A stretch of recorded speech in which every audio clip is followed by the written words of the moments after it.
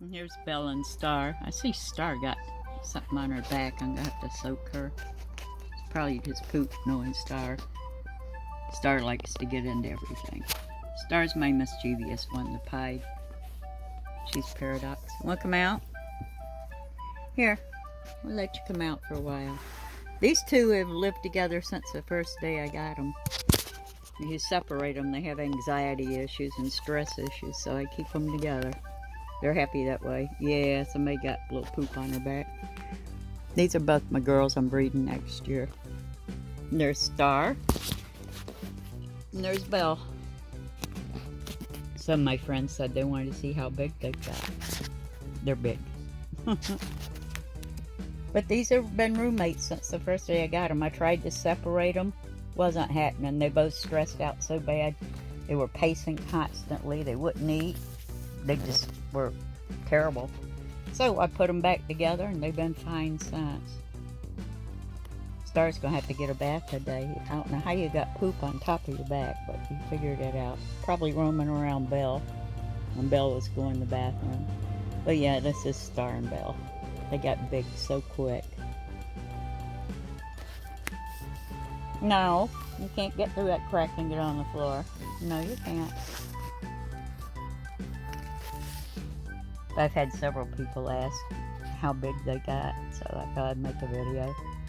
I brought them out here today because I'm stripping all the enclosures in the house and refreshing them. Yeah. But Belle on the right, that's my clown girl, and Star is my paradox pie. Everybody's after that big green snake up there on the back of my pillow. Let's see how big they got. I'll let you climb so people can see how big you are now. And that dot on her back still has the 3 light brown tan scales in it to make a perfect heart. I can't believe you got poop on your back. I'll have to give you a bath. You're not supposed to do that. Mountain climbing today out here, huh? Here comes Belle too. She's joining. They always are together. They always have to be together. One does something, the other one's right there with that one. They're a team. They really are. You can't get over there out of sight. No. I gotta be able to see where you are at all times. Too many places for you to get into and out of my sight. What you doing, Belle? You're so pretty. Yes, you are. Belle goes, I want to go up there too. Star's going right back up there after that big snake. What's with that big snake? If I take that big snake off the back of that pillow and bring it down here to both of you, you're probably going to run and hide. Mountain climbing exercises. No, we're not going behind the teddy bear. No. And you too.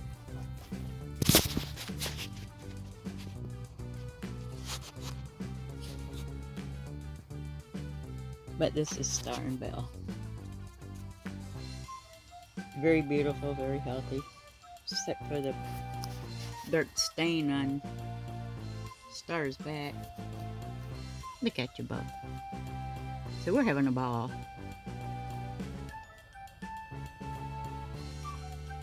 Take your snakes out once in a while. Let them have some freedom. Good grief.